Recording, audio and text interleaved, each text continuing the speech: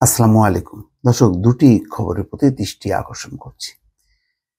একটি হচ্ছে ওবায়দুল কাদের বলছেন বেনজির ও আজিজদের বিচারের মুখোমুখি করছে আওয়ামী লীগ।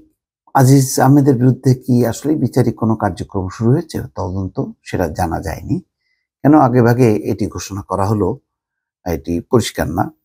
বেনজির ব্যাপারটা তো দুদক কার্যক্রম শুরু করেছে, সেটা দেখাই যাচ্ছে। পাশাপাশি আরেকটি গুরুত্বপূর্ণ খবর, প্রধানমন্ত্রীর এপিএস হাফিজুর এবং ডিপিএস তুষারের নিয়োগ বাতিল। এই দুজনের বাতিলের প্রসঙ্গটি ওবায়দুল কাদের তার বক্তব্যে এনেছেন।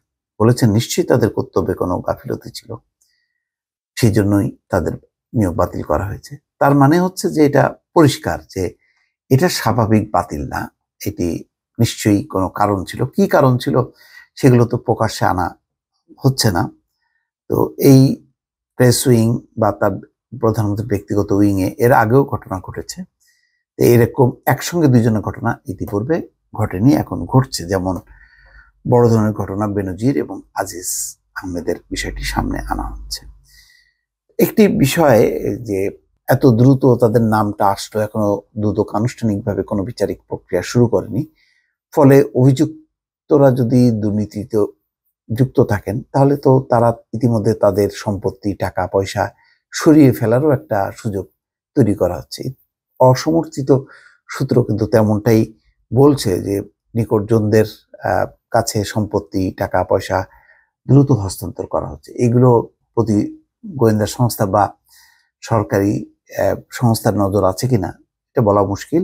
আজকে তিনি যে বক্তব্য দিচ্ছেন, একদিকে প্রশংসা করছেন, আবার অর্থাৎ বেনজির এবং আজিজ আহমেদের ক্যারিয়ার, তাদের মানে ব্যক্তিত্ব, তাদের দক্ষতার খুবই মুগ্ধ একটা প্রশংসা হচ্ছে। আবার বলছে যে অন্যায় করলে ছাড় পাবে না কেউ, অর্থাৎ তাদের বিরুদ্ধে তদন্ত হবে।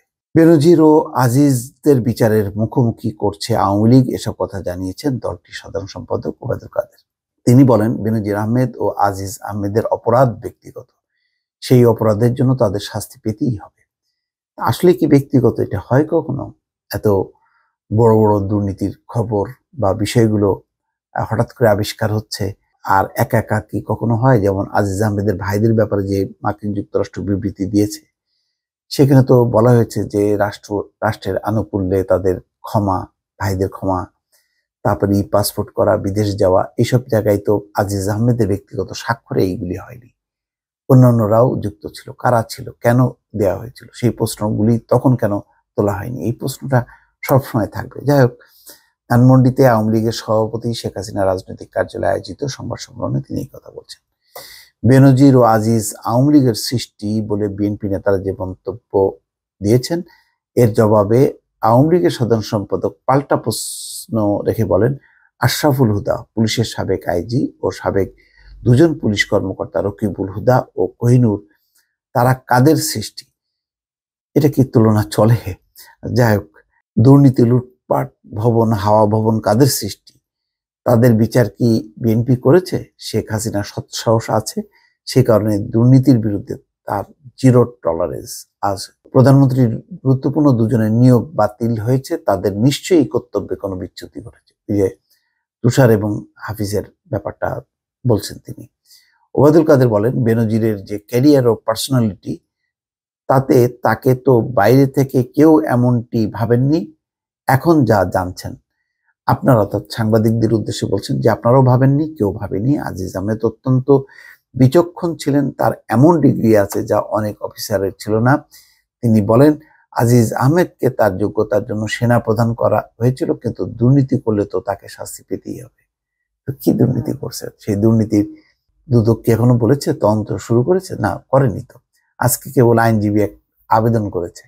তো এই আগের থেকে ডিক্লেয়ার করা মানে হচ্ছে তাদেরকে একটু সতর্ক করে দেয়, এবং তাতে যাতে তারা তাদের সমস্ত বিষয়গুলো গুছিয়ে নিতে পারে। যাই না এগুলো রাজনৈতিকভাবে বিবেচনা করা হচ্ছে, নাকি সত্যি সত্যি দুর্নীতির বিরুদ্ধে যে জিরো টলারেন্স, তার আঙ্গিকে পদক্ষেপ নেওয়া হচ্ছে, এটি আসলে বলা মুশকিল। এখনই কোনো সমীকরণে পৌঁছানো যাবে না যতক্ষণ না পর্যন্ত পুরো ডালপালা সহ যদি ধরা না হয়, শুধু ব্যক্তি দুজনকে ভিকটিম করার মধ্য দিয়ে এটা প্রমাণ হবে না যে সরকার সত্যি সত্যি দুর্নীতির বিরুদ্ধে একটা জিরো টলারেন্স নিয়ে এগোচ্ছে সামনে।